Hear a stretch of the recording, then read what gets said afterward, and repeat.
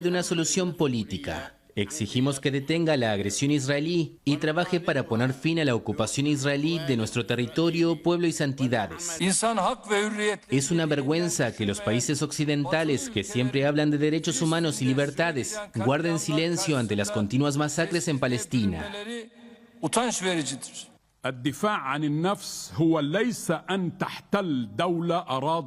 El derecho de un país a defenderse no significa ocupar el territorio de otro país. Hay una clara violación del derecho internacional y se han cometido crímenes contra el pueblo palestino, contra gente inocente.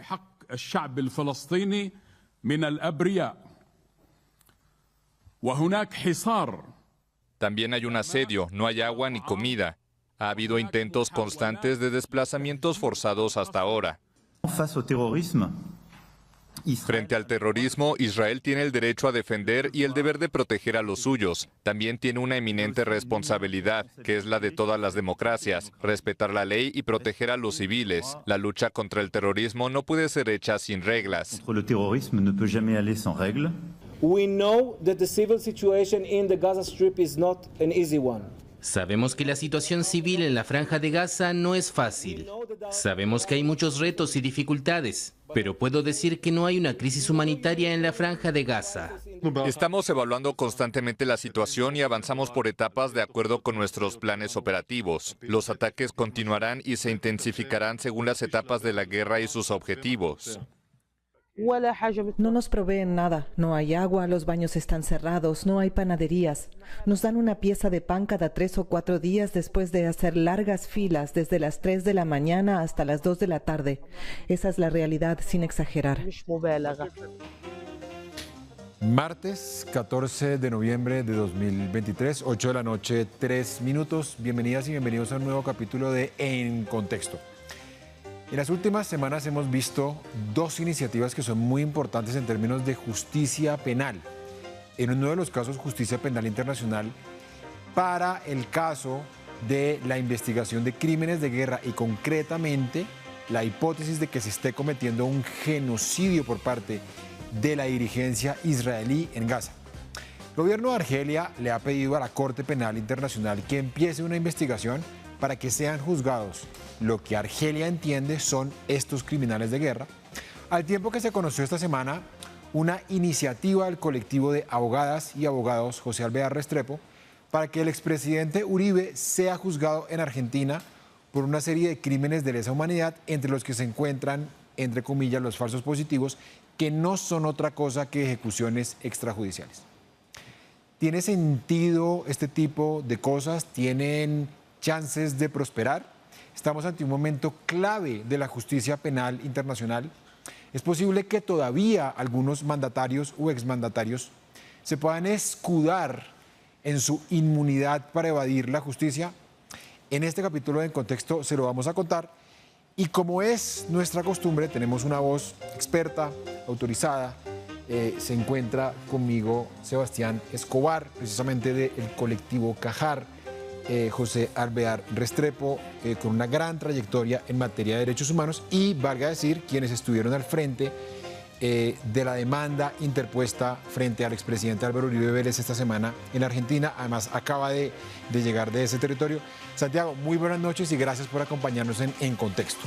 Hola Mauricio, muchas gracias a ti por la invitación a dialogar sobre estos aspectos cruciales sobre la jurisdicción internacional para el juzgamiento de graves crímenes. ¿Es Santiago? Sebastián, perdón, te dije Santiago, perdón. Sebastián. Bueno, Sebastián, te voy a pedir que nos acompañes. Vamos a ver un pequeño video, como siempre, en el que ustedes se van a poder contextualizar respecto de qué es eso de la justicia penal internacional o justicia internacional penal. Soy Mauricio Jaramillo Jacir y así comienza En Contexto. La Corte Penal Internacional surgió como respuesta a los altos niveles de impunidad, con posterioridad a los conflictos armados o a los periodos autoritarios. Si bien existía un sistema de justicia para juzgar a los estados, la Corte Internacional de Justicia, era necesario un tribunal que juzgara a las personas, bien fueran altos mandatarios o militares responsables de crímenes de lesa humanidad, que se escudaban en su posición de poder para evadir a la justicia. The International Criminal Tribunal for the former Yugoslavia is now in session. Así surgieron algunos tribunales especiales para juzgar crímenes de guerra en la antigua Yugoslavia, Ruanda o Sierra Leona.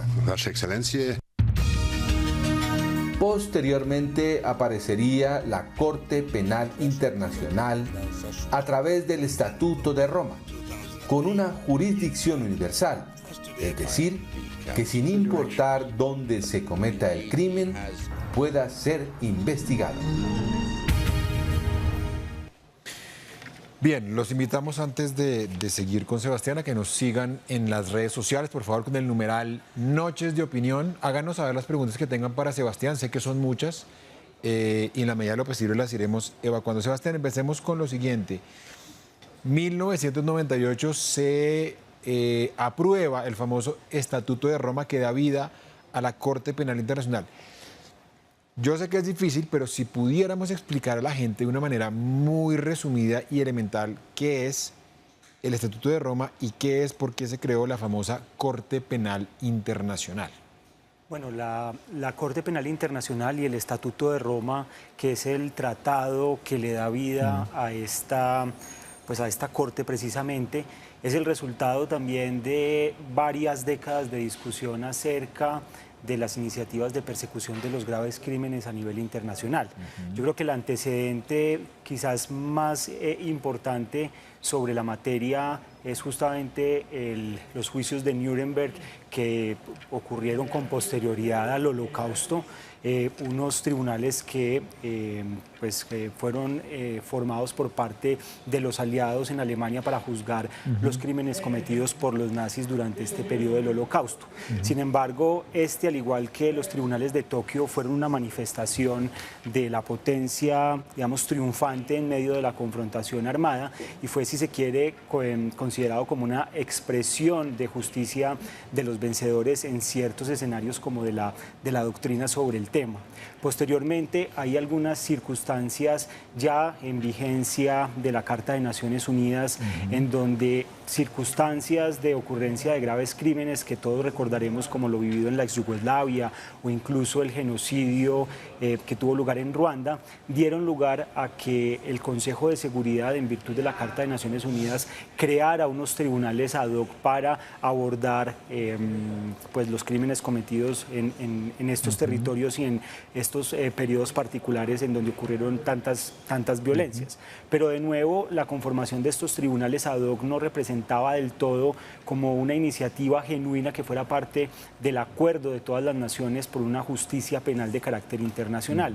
Y es solo hasta 1998, luego de varias discusiones, en donde el Estatuto de Roma es finalmente aprobado cuando logra superar las adhesiones del número de estados que se requería para poder nacer a la vida como tratado.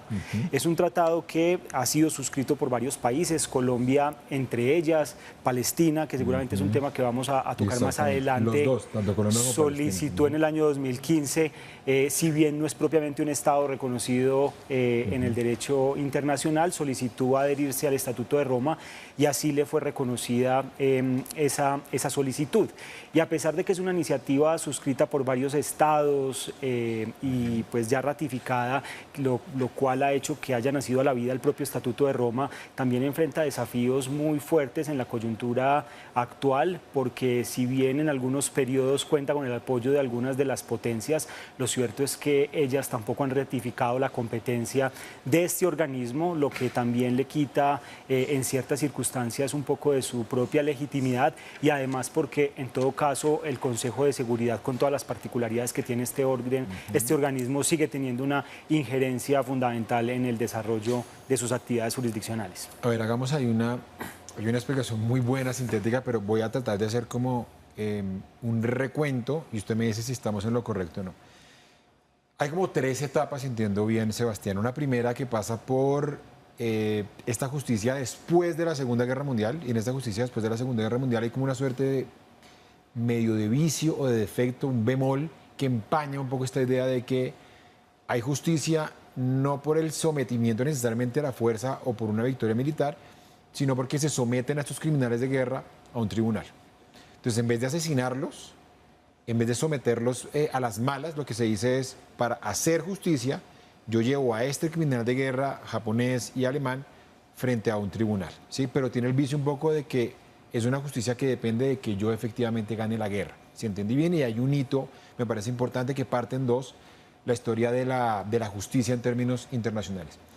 Luego tenemos tribunales ad hoc. Ad hoc, ¿qué quiere decir? Que es especial para, sí, ¿cierto? Exactamente. Entonces tenemos para Yugoslavia y para Ruanda sobre todo. La gente creo que aquí en contexto tal vez hemos mencionado el caso de Srebrenica, el famoso genocidio del 95, o el genocidio de Ruanda en el 94. Entonces ahí tenemos una justicia que es especial porque se da para una época de transición, post-genocidio ruandés, post-desintegración de Yugoslavia. Acá la pregunta es, cuando uno ve esta evolución, es una evolución de todas maneras, con todos los defectos que pueda implicar, estamos cerca de un mundo en el que no haya impunidad y hay una tercera etapa con la CPI, perdón, se me olvidaba. Estamos cerca de un mundo en el que Tribunal de Nuremberg, Tribunal de Tokio, Tribunal Penal Especial para Sierra Leona, Ruanda, Yugoslavia, luego CPI. Estamos cerca, estamos lejos, la gente ve en las imágenes estos crímenes horrendos que están ocurriendo en Gaza, o definitivamente esto es un proceso mucho más lento de lo que se cree. Yo creo que es un proceso en construcción donde hay seguramente dos aristas por lo menos. Obviamente hay una arista desde el punto de vista de quienes construyen las instituciones internacionales, que son pues propiamente los estados, y que obviamente a la hora de definir estos mecanismos ahí juegan mucho los factores de poder, la geopolítica y demás. Lo mencionaba hace un rato, como a pesar de ser uno de los grandes impulsores de la Corte Penal Internacional, estados como Estados Unidos, este no ha reconocido la competencia de la Corte Penal Internacional para investigar a sus fuerzas militares o a sus ciudadanos pues en el contexto en que se requiera. Entonces, lo que se pregunta a la gente con toda la razón, con todas las razones, si esto no le pone de entrada pues como problemas de legitimidad a un mecanismo como estos. Y lo veremos seguramente en el transcurso de la discusión, que a la hora en que estos mecanismos han mostrado una suerte de independencia y abierto investigaciones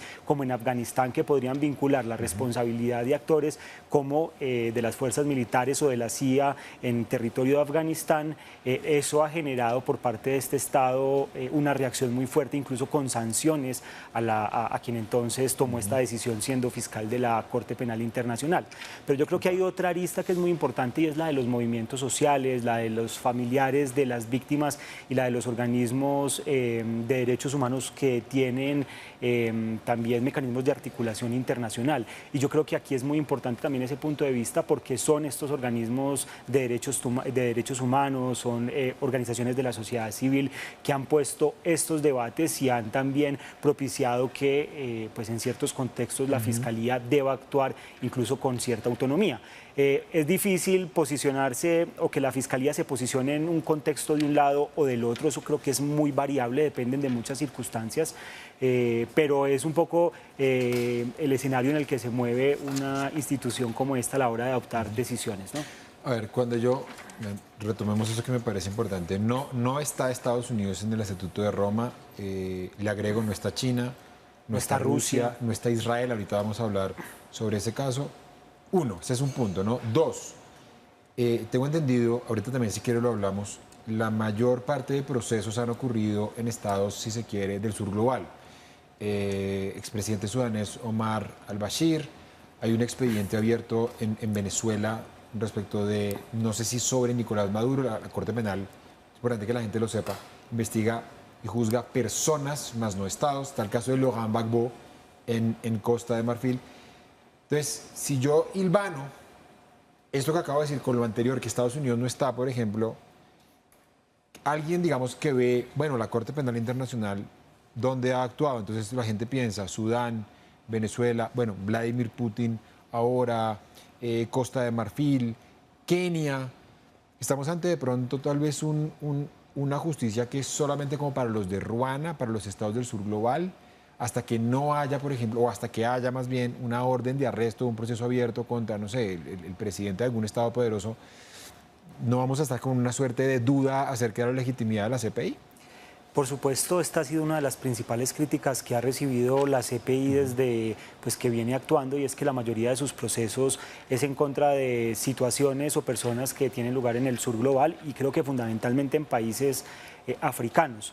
Creo que la visión más latinoamericana es un poco más reciente, en donde Colombia estuvo bajo examen preliminar durante muchos años, hasta el 2021, cuando el fiscal actual de la CPI, Karim Khan, tomó la decisión de cerrar ese examen preliminar y suscribir un acuerdo de cooperación con el Estado colombiano. Pero siempre la visión ha sido fundamentalmente frente al sur global. Solo en algunos casos en particular, que si bien se concentra en situaciones del sur global o de países africanos y asiáticos, como es el caso de Afganistán o el caso también de la propia Palestina, ha tomado en consideración la posibilidad de investigar aliados de estas potencias o a personas que hacen parte de estas potencias. Entonces, en Afganistán, en su momento se declaró abierta una situación bajo investigación por crímenes cometidos en Afganistán por parte de todos los actores en el conflicto, pero incluía la posible responsabilidad de integrantes de las fuerzas militares y de la CIA.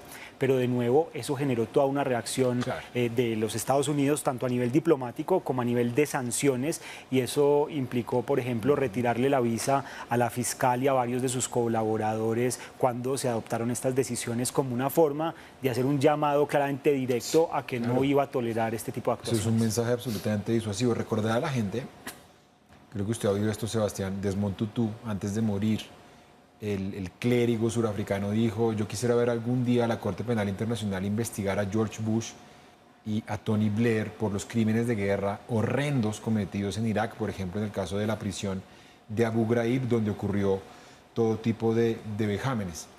Cerremos este segmento con algo que creo que es muy importante, y usted lo mencionaba, y me interesa que la gente que nos está viendo al otro lado de la pantalla lo vea.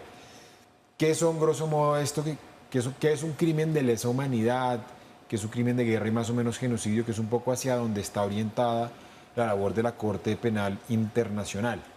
Bueno, los crímenes de guerra son una serie de actos que atentan contra las normas del derecho internacional humanitario y que tienen obviamente ocurrencia en el contexto de un conflicto armado, bien sea internacional o no internacional. Y el Estatuto de Roma enlista una serie de actos que pueden configurar crímenes de guerra, entre ellos asesinatos, desapariciones forzadas. Allí lo relevante es que hayan ocurrido en el marco del desarrollo de un conflicto armado, que se den en el marco de esas hostilidades. Mientras que los crímenes de lesa humanidad... Entonces, espere, el crimen de guerra tiene que ocurrir dentro del marco de un conflicto armado. Sí, bien sea internacional o bien sea no internacional, como el caso colombiano, por poner un ejemplo. Los crímenes de lesa humanidad, digamos, los elementos de estos crímenes hablan de que tiene que ser un ataque dirigido contra una población civil, que ese ataque tiene que tener unas características, que puede ser generalizado o sistemático. Generalizado quiere decir que tuvo ocurrencia de forma amplia en el territorio en el cual, digamos, ocurren los hechos, mientras que sistemático quiere decir, grosso modo, que hace parte de un plan que tiene, digamos, que ha sido debidamente orquestado, planificado, y que por eso mismo implica pues una serie de distribución de roles, entre otros elementos. En este caso, los crímenes no requieren que se den en el contexto de ese conflicto armado como uno de sus requisitos. Pueden ocurrir también en tiempos de paz, o pueden ocurrir incluso, así lo han venido señalando varios organismos internacionales, pero también la jurisprudencia nacional así lo aplica, que pueden ser considerados unos crímenes simultáneamente. Crímenes de lesa humanidad y crímenes de guerra. No se excluyen, digámoslo así. No se excluyen. Esa sistematicidad, me imagino que descarta de tajo esta idea de que se trata de manzanas podridas, de una rueda suelta, porque lo que se está diciendo es hubo algo deliberado y que se mantuvo en el tiempo.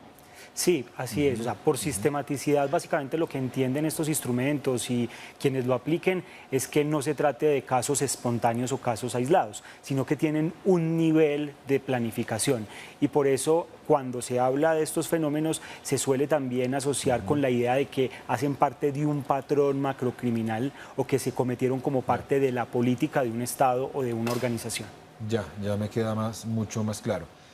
Antes de ir al corte, una última palabra acerca de Colombia en la Corte Penal Internacional. Tengo entendido, Colombia es signataria, ratifica, pero firma con una... Las reservas.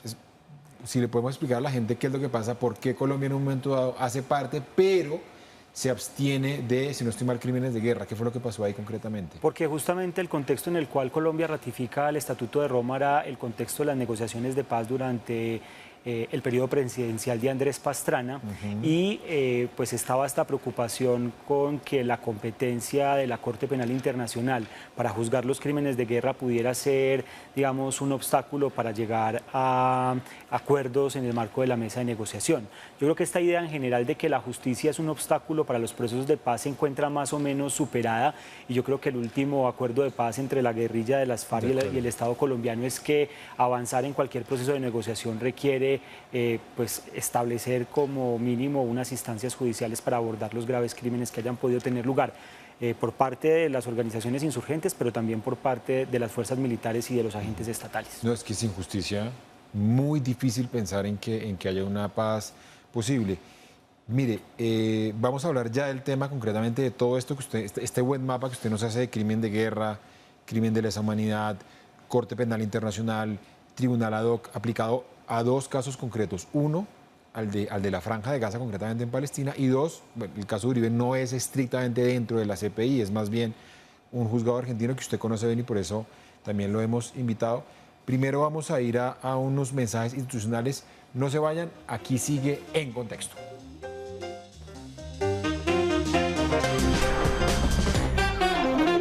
En Contexto, con Mauricio Jaramillo Jaciel.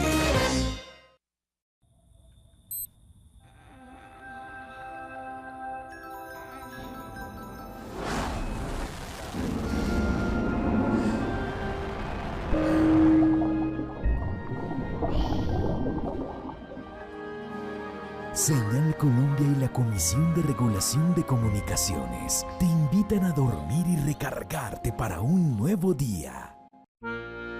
Mi esposa toda la vida se había encargado del cuidado de mi familia y mi casa. Ahora lo hago yo. Pensé que por falta de tiempo no iba a poder estudiar, descansar o trabajar. Hasta que conocimos la manzana del cuidado. Y todos los servicios que tiene para mí y para toda mi familia. Ahora puedo estudiar para terminar el bachillerato, aprender a crear mi propio negocio, hacer cursos con el SENA, certificarme como cuidadora. Hacer ejercicio, relajarme y hasta me lavan la ropa. Vengo con mi hija y con mi hijo. Aquí juegan, aprenden y se divierten mientras yo estoy en natación.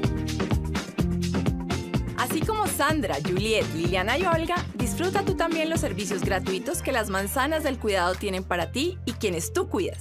En Bogotá, cuidamos a las que nos cuidan. Busca la manzana o el bus del cuidado más cercano en www.manzanasdelcuidado.gov.co y ven ya con tu familia. Sistema de cuidado.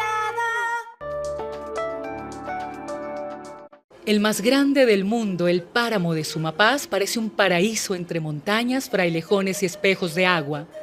Allí, así como en muchos otros territorios rurales de Colombia, habitan campesinas y trabajadores agropecuarios. Estamos en deuda con ellos y ellas. Es por eso que la reforma laboral reconoce los derechos de la población rural, el trabajo familiar y comunitario y su papel fundamental en el desarrollo de nuestro país. Reclamamos un contrato laboral para labores que realizamos, agrícolas y pecuarias, porque somos colombianos y merecemos vivir dignamente. Colombia, potencia de la vida.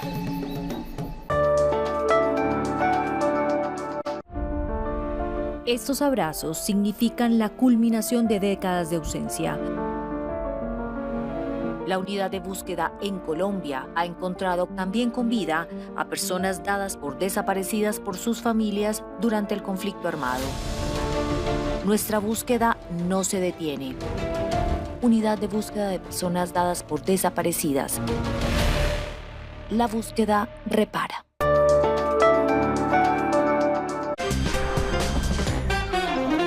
En Contexto, con Mauricio Jaramillo Jaciel. En el 2015, Palestina ya había sido reconocida como Estado observador por la Asamblea General de Naciones Unidas. En el 2012, adquirió el Estatuto de Roma, con lo cual se integró a la Corte Penal Internacional. Y aunque Israel no hace parte en el 2021, la entonces fiscal advirtió que ésta tenía competencia para juzgar posibles crímenes de guerra cometidos por Israel en los territorios ocupados, es decir, Cisjordania y la Franja de Gaza. En medio de la crisis humanitaria en Gaza y lo que varias organizaciones han advertido como un genocidio, el gobierno de Argelia le solicitó a la Corte Penal Internacional investigar la responsabilidad de las autoridades israelíes en la eventual comisión de graves delitos. Bien, esta es nuestra sección 2 minutos de contexto, en la que en un brevísimo tiempo tratamos de poner un tema que de pronto no ha quedado tan claro y le metemos algo de contexto. 2 ideas para que se lleven en este lapso de tiempo.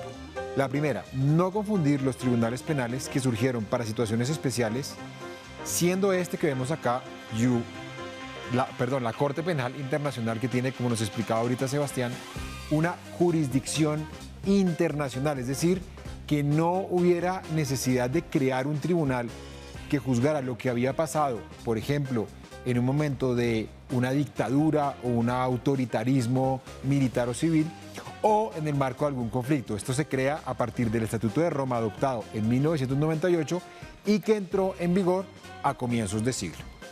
Tenemos también el Tribunal Especial para Ruanda, para la ex Yugoslavia, perdón. En el caso de la Yugoslavia, como ustedes saben, se desintegró a lo largo de la década de los 90. En esta desintegración ocurrió una guerra, primero por la independencia de Eslovenia, luego por la independencia de Croacia, y finalmente, cuando Bosnia y Herzegovina trató de independizarse de Yugoslavia, estalló lo que fue tal vez la guerra más dura en los llamados Balcanes Occidentales, que incluyó el genocidio de Srebrenica. Para juzgar los crímenes de guerra allí cometidos, se creó precisamente este tribunal. Tenemos además otro tribunal que se creó para uno de los casos más dramáticos también en la década de los 90 en el último tiempo, que fue el genocidio contra la población Tutsi. Lo que pasó, palabras más, palabras menos, derribaron el avión del entonces presidente Juvenal Habyarimana y se responsabilizó a la población Tutsi por este derribo del avión y se dio una persecución en el primer semestre de 1994 y para juzgar exactamente esos crímenes cometidos se creó este tribunal. Aquí podemos ver concretamente el contraste que hay entre una justicia con carácter, con vocación universal, como es básicamente la Corte Penal Internacional surgida del Estatuto de Roma, y esos tribunales penales ad hoc para situaciones especiales, como muy bien nos presentaba Sebastián.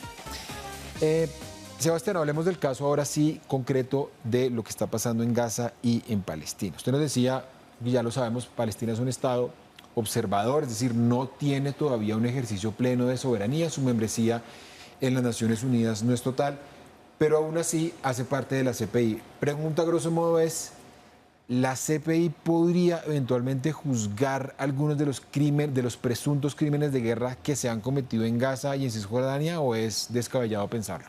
Bueno, la respuesta es que sí, porque Palestina suscribió y ratificó el Estatuto de Roma y fue aprobada esa ratificación. A partir de eso, incluso se abrió desde el año 2015, si la memoria no me falla, un examen preliminar por parte de la Fiscalía de la Corte Penal Internacional sobre presuntos crímenes internacionales cometidos en territorio palestino de Cisjordania, de la Franja de Gaza e incluso en Jerusalén. Como resultado, digamos, de ese examen preliminar, en el año 2019, la Fiscalía de la Corte Penal Internacional, en ese momento en cabeza de la fiscal Fatou Bensouda, que es una fiscal de origen africano y que llegó justamente a la Fiscalía de la CPI para tratar de contrarrestar esa crítica sobre esta instancia de concentrar sus investigaciones y sus acciones en el sur global. Ella cierra ese examen preliminar y llega a la conclusión de que existen razones suficientes para considerar que en territorio palestino, que es un miembro integrante del Estatuto de Roma, se han cometido crímenes de guerra. Pero todavía había una discusión en torno a la naturaleza de los territorios palestinos, territorios bajo ocupación del Estado de Israel, y por eso la fiscal somete ante una sala de cuestiones preliminares de la CPI, una sala que estudia todavía, si se quiere, como algunos asuntos formales de procedencia o no de una investigación. Hace un llamado o acude a una sala de cuestiones preliminares para que se establezca en el marco de una decisión ya jurisdiccional de los jueces de la CPI si el territorio de Palestina es un territorio frente al cual la CPI tiene competencia. Y en el año 2001, la mayoría de esa sala de cuestiones preliminares... 2021 debe ser, ¿no? 2021, perdón, sí. La mayoría de los jueces de esa sala de cuestiones preliminares adopta una decisión, pues por mayoría de estos, en donde se establece que la Fiscalía de la CPI sí tiene competencia para juzgar los crímenes cometidos en territorio palestino. Otra cosa, pues son los crímenes... Un paréntesis pequeño, territorio palestino, entiéndase los ocupados Cisjordania y la Franja de Gaza. Sí. Y Jerusalén también establece un poco la decisión de la sala de cuestiones preliminares. Esto desde crímenes que ya se han venido cometiendo desde hace años pues en el marco tanto de las acciones que ha cometido el Estado de Israel en estos territorios ocupados, las acciones donde claramente ha habido una intervención militar que desconoce cualquiera de los principios fundamentales del derecho internacional humanitario, como el principio de distinción, que hace parte como de una de las garantías mínimas de este derecho. Pero también reconoce la posibilidad de investigar algunos de los crímenes perpetrados por Hamas, por lo que llama, digamos, por lo que pueden ser ataques indiscriminados con cohetes desde territorio palestino. Pero aquí la clave un poco para entender la competencia de la jurisdicción tiene que ver con pues el reconocimiento del Estado palestino como un miembro del Estatuto de Roma, y se pueden investigar aquellos hechos que tienen ocurrencia dentro de esos territorios. Hace poco, pues un mes después del 7 de octubre que empezaron todos estos hechos al inicio en territorio del Estado de Israel, el fiscal de la CPI hizo un pronunciamiento desde la frontera entre Egipto y Palestina, señalando que tiene competencia para investigar estos crímenes. Bueno, ahí digamos que lo vemos, digamos, tiene aplicabilidad. Hay una serie como de puntos suspensivos o que se pensaban que eran vacíos, pero por lo que veo, esta decisión que toma esta sala de la que usted nos habla, de la CPI, por pedido de la fiscal de entonces, Fatou Bensouda, deja claro que sí tiene competencia y de que por lo menos va a investigar. No sabemos, es muy prematuro saber si efectivamente se van a abrir procesos en contra, por ejemplo, de Yoav Galant, el ministro de Defensa israelí, en contra incluso de las personas de Hamas por la retención de civiles y el lanzamiento de roquetas artesanales, y obviamente la responsabilidad de Benjamín Netanyahu, en la que muchos están hablando de que sería responsable también del caso de genocidio y limpieza étnica por lo que está pasando. Lo invito, Sebastián, a que veamos el testimonio de un periodista que está en Ramallah, un periodista independiente, Mauricio Morales, que nos ha venido contando un poco lo que ha sucedido en Cisjordania. Para poner en contexto a la gente, la buena parte de la guerra se ha llevado, o más bien de la ofensiva militar israelí, se ha llevado a cabo en territorio gazatí, y muy poco se ha hablado de lo que está pasando en Cisjordania. Aquí tenemos el testimonio de Mauricio Morales, periodista independiente, respecto a lo que está pasando en Cisjordania. Bueno, hola, soy Mauricio Morales, soy periodista y fotógrafo cubriendo acá la situación en Cisjordania hace un par de semanas. Es importante saber que, bueno, claro, aunque el foco está siempre en Gaza, como corresponde, también en Cisjordania el incremento de la violencia es importante notarlo. Las redadas, las restricciones de movilidad, los arrestos han venido incrementándose. No es que comenzaron el 7 de octubre, porque están presentes hace décadas. pero vengo de Jenin, donde estuve cubriendo una de las redadas más grandes que ha hecho el ejército israelí en el campo de refugiados de la ciudad, donde 14 palestinos murieron, muchos de ellos eran combatientes, y fue a través de casi 3 días de incursiones donde dañaban las vías, la infraestructura, aplanaron el terreno para la incursión.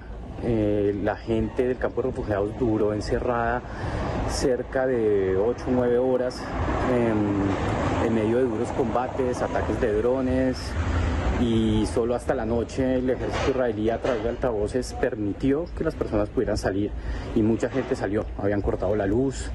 Entonces sí, la situación acá también está tendiendo a empeorar. Es importante también mostrar que hay descontento de la gente en las calles contra Al-Fatah y lo que ellos llaman la pasividad, ¿no? Ellos ven, mucha gente ve la resistencia, incluido Hamas, como parte de la resistencia palestina. Pero acá se sienten muy impotentes porque pues acá no hay una organización tan fuerte como para prevenir esos ataques. Sin hacer futurología y teniendo en cuenta lo que dice la gente, puede que esto pueda llegar a escalar, ¿no? en esta zona, porque es constante el crecimiento de ataque de los colonos que los están armando, las restricciones, las redadas, los arrestos. Entonces, al igual que Gaza, todo Cisjordania ocupada también es una olla a presión, y bueno, esperar a ver qué vaya a pasar, porque la situación no ha cambiado, al contrario, ha incrementado la represión por esta zona. Me quedo con lo que dice mi tocayo, que estamos frente a una bomba de tiempo, una olla a presión, dice Mauricio Morales, respecto de lo que está pasando, insisto, no solamente en Gaza. Esto es Cisjordania, donde mal que bien hay todavía presencia de corresponsales internacionales, y lo que vemos concretamente es que hay un ejército, hay unas fuerzas militares que están atacando a la población. Recordar a la gente que Palestina no tiene ejército, es decir, estas redadas, estos ataques indiscriminados contra la población ocurren frente a la mirada impasible de la comunidad internacional. Por eso es muy importante que haya esta idea de justicia. La Corte Penal Internacional se creó, entre otras cosas, para que esto no ocurra, para que una persona escudada en su condición de poder no pueda esquivar la justicia. Yo me atrevería a decir, voy a decir algo fuerte, y es, si la Corte Penal Internacional no sirve para lo que está pasando en Gaza y en Cisjordania, yo creo que hay que empezar a reevaluar, hay que empezar a contemplar de esto de pronto no funcionó, porque creo que en buena medida fue creada para este tipo de situaciones. No sé si quiere, como para concluir ese tema y pasar directamente al de Uribe. ¿Cuál es su opinión? Claramente lo que haga la CPI en este contexto va a dejar muchas claridades y muchas lecciones para la humanidad. Yo creo que es imperativo que se avance en una investigación, y creo que, como tú lo señalabas, no únicamente por crímenes de guerra, porque me parece a mí, lo pongo también como parte del debate, que los crímenes de guerra ponen no problematizan un poco los problemas que también hay detrás de este conflicto, como es la ocupación histórica que tiene el Estado de Israel sobre los territorios palestinos, sino que simplemente pone el problema en los medios de la guerra y cómo el Estado de Israel ha excedido esos medios en el marco de una confrontación que desde ningún punto de vista es, digamos, equitativa. Estamos hablando de unas fuerzas militares profesionalizadas frente pues, a un grupo minúsculo de la resistencia palestina. Por eso creo que incluso la investigación debería abarcar crímenes como el genocidio, porque claramente los últimos desarrollos de lo que viene pasando en Gaza deja claro esa persecución por motivos étnicos, en algunos casos incluso y eventualmente por motivos religiosos, pero hay claramente una intencionalidad de acabar, si no totalmente, por lo menos parcialmente, al pueblo palestino. Bueno, pasemos al otro caso, que es el de Álvaro Uribe Vélez. La gente se levantó un poco, creo que hace una semana exactamente, con una noticia rara, y es que un conjunto de colectivos que representaban familias, Corporación Jurídica Libertad, Comité de Solidaridad con Presos Políticos y colectivo de abogadas y abogados José Alvear Restrepo, habían interpuesto una denuncia, quiero ser muy preciso en el lenguaje, contra Álvaro Uribe Vélez en Argentina. Empecemos por ¿De qué se trata concretamente esta denuncia de la cual, si entiendo bien, usted ha hecho parte? Bueno, efectivamente, estas organizaciones que tú mencionas, acompañados de algunas víctimas, acudimos ante la justicia argentina en virtud de un principio reconocido internacionalmente, que es el principio de la jurisdicción universal, que habilita frente a determinados crímenes que afectan especialmente la conciencia de la humanidad, los crímenes internacionales más graves como el genocidio, los crímenes de lesa humanidad y los crímenes de guerra, para los cuales justamente tiene competencia un tribunal como la CPI, se han cometido. Y este principio, que en este caso particular lo reconoce la Constitución de Argentina, habilita a las instituciones de otro Estado que reconoce ese principio para investigar y eventualmente juzgar a responsables de estos graves crímenes, sin importar en dónde estén y dónde se hayan cometido los hechos y dónde se encuentren ubicadas las víctimas. En el caso argentino, pues fue, digamos, un ejercicio de reflexión de estas organizaciones acompañado de las víctimas, porque es uno de los estados que recientemente ha tenido mayor avance en la investigación de este tipo de causas sobre la base del principio de jurisdicción universal. Tiene además una experiencia histórica en la investigación de crímenes de lesa humanidad cometidos en el marco de la represión de la Junta Militar Argentina, desapariciones forzadas y también ejecuciones extrajudiciales. Y además es un país hispanoparlante, porque muchos de los países que reconocen el principio de jurisdicción universal son tradicionalmente países europeos, y en este caso pues no son propiamente hispanoparlantes. En este caso decidimos también mirar hacia el sur global, hacia un país con una historia importante de juzgamiento, que recientemente ha tenido algunos avances en materia de jurisdicción universal, y por eso es que acudimos a estas instancias en particular. Entonces, a ver, retomemos de una, como para hacer ese mini contexto que me gusta hacer aquí en el programa. Argentina tuvo, la gente que nos está viendo, tal vez el periodo militar más duro ocurrió entre el 76 y el 83, que fue el entre comillas, normalización, donde desaparecieron, oigan bien, 30.000 personas de las peores maneras. Se habla de los vuelos de la muerte en La Plata, donde botaban a la gente de aviones. Se robaron los bebés de la gente que consideraban ellos guerrilleros, es decir, todo tipo de vejámenes. Hablábamos con Sebastián de que hay toda una filmografía que sería bueno que ustedes vieran. Seguramente muchas y muchos de ustedes han visto la famosa Noche de los Lápices, que habla sobre una noche terrible en el marco de esta normalización en la que se toman varios centros educativos. La famosa 1985 e Historia Oficial, que creo yo es la primera, no estoy seguro, primera película latinoamericana en ser galardonada con el Oscar. En segundo lugar, Argentina es un país hispanoparlante. Yo, fíjense, no lo había pensado, y creo que eso también es importante tal vez para que las víctimas se sientan más cómodas, víctimas, abogados, todo el mundo, ¿no? No hay nada como hablar en su propio idioma. Y en tercer lugar, un país que reconoce el principio de jurisdicción universal. ¿De qué se acusa a Uribe? Bueno, esta querella que hemos presentado en concreto es con base a los hechos que ocurrieron durante el periodo de su mandato, 2002 y hasta 2008. Su periodo es hasta el 2010, pero estos hechos ocurrieron principalmente entre 2002 y 2008, que son las famosas ejecuciones extrajudiciales de civiles que fueron presentados como bajas en combate, para un poco dar la imagen pública de que se estaba ganando la confrontación y el conflicto con las guerrillas aquí a nivel interno.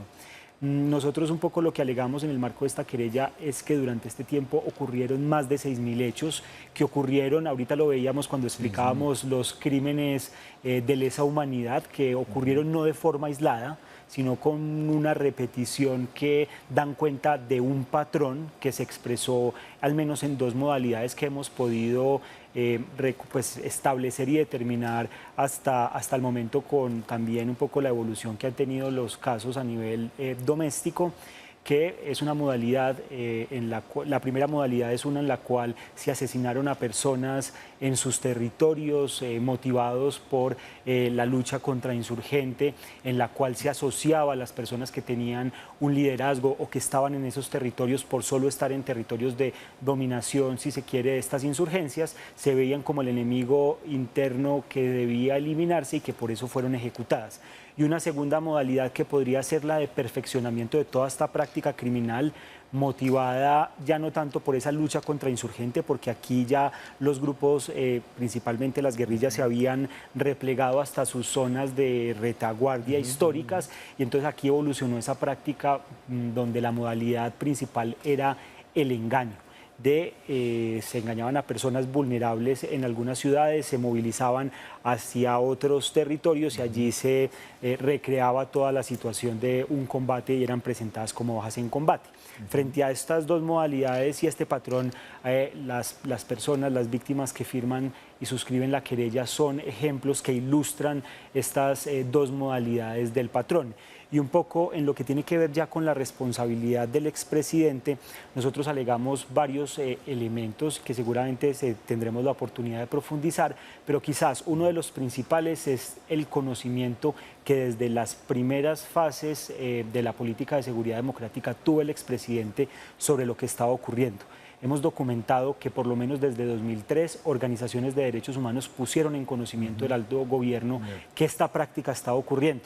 Y el segundo elemento es que, a pesar de tener ese conocimiento, no se adoptó ningún tipo de medida idónea para frenarla, sino que por el contrario se siguió presionando y se siguió estimulando mediante incentivos de todo tipo a la comisión de bajas en combate que generaron las condiciones para que este tipo de crímenes siguieran. Vamos a ver qué respondió ahorita en el último bloque.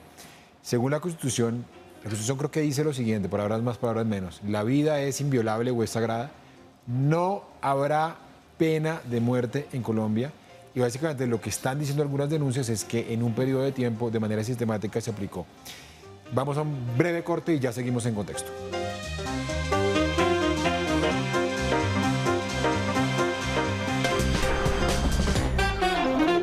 En contexto con Mauricio. Buenos días, preciosa. Hola, Juan. Dime. ¿Ya me pasaste el informe del mes? Sí, te lo envié esta mañana. ¿Tú podrías mandarme la entrevista de ayer con la señora Claudia, por favor? Sí, de una, claro. Pero si me da un besito con esos labiecitos rojos. ¿Qué? Ay, si es molestando. ¿Te han acosado en el trabajo? ¿Has preferido callar por miedo a que nadie te crea o por alguna otra razón? Hoy queremos decirte que no estás sola. Por eso, la reforma laboral cuenta con un enfoque de género que busca la eliminación de la violencia y el acoso en el mundo del trabajo. Por un entorno laboral libre de violencias de género.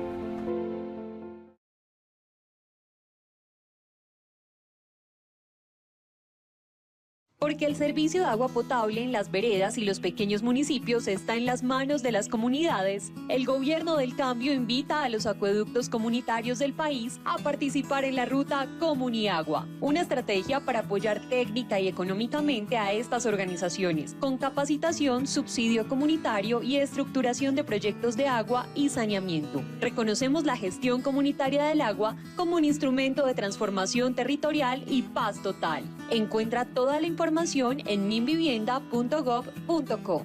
Colombia, potencia de la vida. Históricamente, la dedicación y tipo de trabajo que hacen hombres y mujeres tiene una diferencia importante. ¿Usted cree que esto todavía se observa en la actualidad? Vamos a analizar a la luz de los datos y de las estadísticas cómo está Colombia en cuestiones de género y oportunidades económicas. En Economía en tiempos de cambio analizamos la equidad de género en Colombia con Carolina Quevedo en las noches de opinión. Este miércoles a las 8 de la noche por Señal Colombia.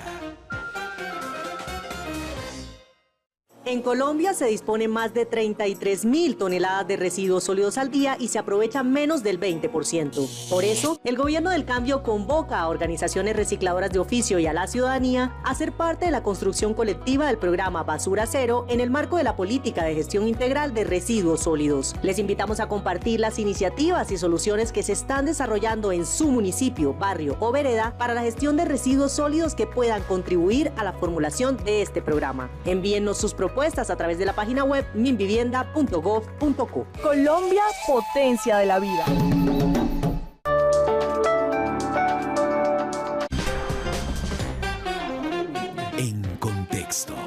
Mauricio Jaramillo Jacir. 8 de la noche, 51 minutos, seguimos en contexto. Hablábamos con Sebastián de cuál había sido la reacción del expresidente Uribe al enterarse de esto que Sebastián ha denominado una querella acerca del caso de las ejecuciones extrajudiciales o el eufemismo que solemos utilizar en Colombia, los falsos positivos. Bueno, como es costumbre en Colombia, los políticos responden por Twitter. Perdón, aquí me voy a voltear, espero no salirme de la zona de luz y que me regañen. El colectivo de abogados, el mismo de las falsas víctimas de Mapiripán, el mismo de las infamias contra mí durante 30 años, el mismo que se arropa en los derechos humanos para proteger la violencia de terroristas, supuestamente de izquierda. Ese mismo me denuncia en Argentina. Primer trino. Segundo trino, en respuesta a este, y también expreso a la justicia de Argentina que estoy listo a enfrentar esta nueva temeridad de abogados al servicio de causas políticas. Y un tercer trino que es más bien un video, ¿sí? En este video dice el presidente Uribe, falsos positivos, dolor y propaganda política. ¿Qué hicimos para que se descubrieran? Argentina. Entonces, quiero preguntarle a Sebastián su opinión. Aquí vemos cosas muy graves, ¿no? Estigmatización, violencia, revictimización, por ejemplo, en el caso de las víctimas de Mapiripán. ¿Cuál es su lectura, Sebastián? Bueno, mi lectura es que hace parte del modus operandi del expresidente de responder a las denuncias señalando a las personas que han formulado estas denuncias. Justamente uno de los hechos que nosotros expresamos en la querella que presentamos en Argentina es cómo a estos hechos de las ejecuciones extrajudiciales, a pesar de que organismos de derechos humanos presentamos denuncias muy tempranamente sobre lo que estaba pasando, estas fueron desestimadas, fueron descalificadas, señalando a las organizaciones como los artífices de una guerra jurídica y política de la insurgencia en contra del Estado y de las fuerzas militares, y justamente por no atender a estas denuncias fue que este fenómeno adquirió las dimensiones tan lamentables que hoy conocemos. Y vemos que no solo es una paradoja, sino que también es muy lamentable que después de 20 años este siga siendo el mismo patrón de conducta del expresidente. Yo creo, y hemos hablado como organización, de que este tipo de señalamientos ni siquiera merece la pena responderlos detrás del colectivo. ¿Ustedes se sienten, por ejemplo, perdón que lo interrumpa, Sebastián, ustedes se sienten expuestos, digamos, por este tipo de señalamientos, o creen que esto es inocuo? No, claramente detrás de estas afirmaciones hay señalamientos estigmatizantes que ponen en riesgo la labor de las personas que defienden los derechos humanos y de las propias víctimas que viven aún en territorios que siguen siendo vulnerables y bajo la presencia de múltiples actores armados. Y que también detrás de estos señalamientos hay bodegas de seguidores que en cualquier momento podrían tomar algún tipo de acciones.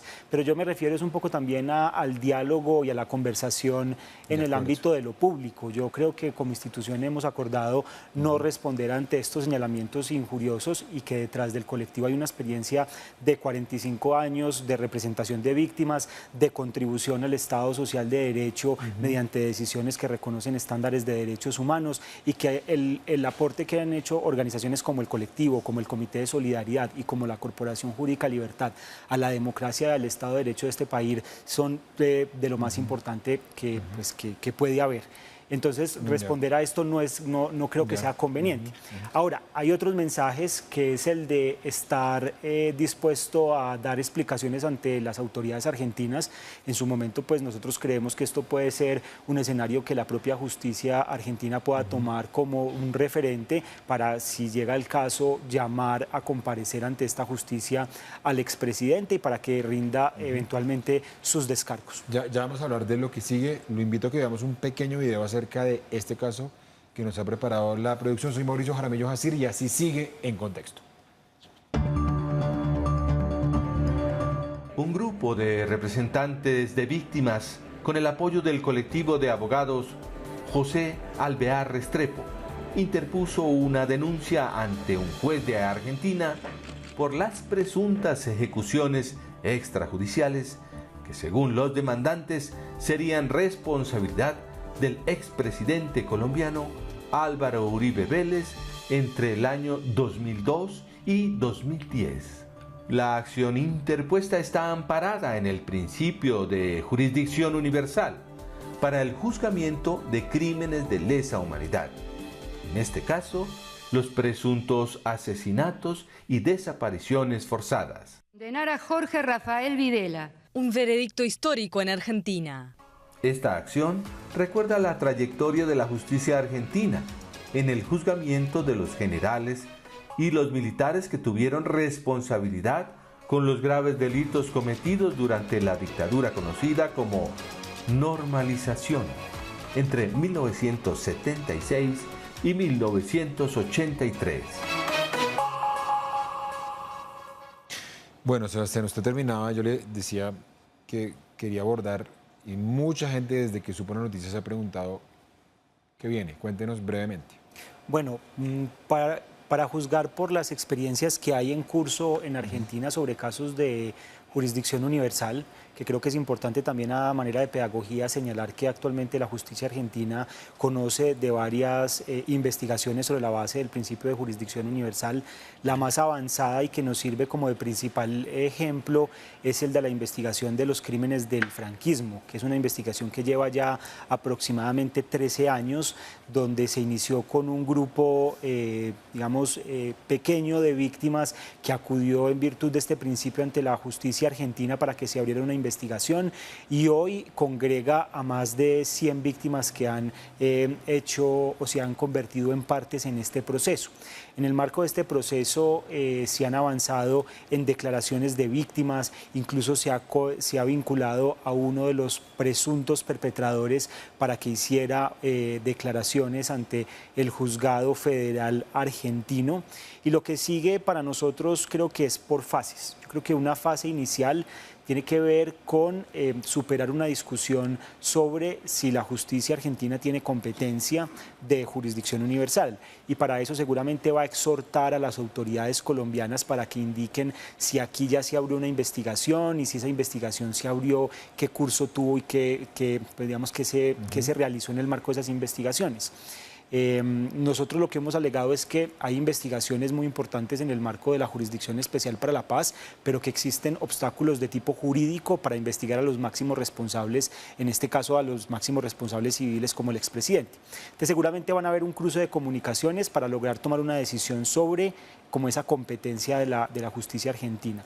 Y una vez esto vaya avanzando o de manera paralela, nosotros queremos que esto se convierta en una causa que motive la participación, ojalá de las 6.402 víctimas reconocidas y después, o de sus familiares sobrevivientes, y que se vuelva, una iniciativa masiva de organizaciones nacionales y de víctimas que acuden a pedir justicia en un país, dado que aquí no están las condiciones. No quiero que se vaya sin responderme en 30 segundos porque no nos queda mucho tiempo. Algo que me evocan los triunfos de Uribe. ¿Hay garantías para el expresidente? Porque mucha gente que nos ve dirá esto es una persecución política. Dígame un argumento para creer que hay garantías y que el presidente las tiene, el expresidente las tiene. No, pues se trata de una investigación de carácter penal en un país que pues reconoce o hace parte de un Estado de Derecho, que hay división de poderes, que reconoce también en el marco de su Constitución y de su procedimiento penal todas las garantías clásicas para las personas que son materia de investigación, y creemos que las va a tener, y si decide participar también lo podrá hacer con todas las garantías. Ha comunicado que va a participar y esperamos podernos encontrar en los tribunales para seguir adelante en esta causa. Sebastián, muchísimas gracias por todas estas claridades. Este es un programa difícil de hacer, pero muy necesario. Muchas gracias por haber venido en Contexto. No, Mauricio, a ti muchas gracias por la invitación y esta oportunidad de hacer pedagogía sobre dos temas que pueden ser complejos por lo técnicos frente a la opinión. Sin justicia no hay paz. Ahí lo pueden ver. Esperemos qué va a pasar con la CPI, qué va a pasar con el juzgado en Argentina con la Uribe Vélez. Gracias y nos vemos dentro de 8 días.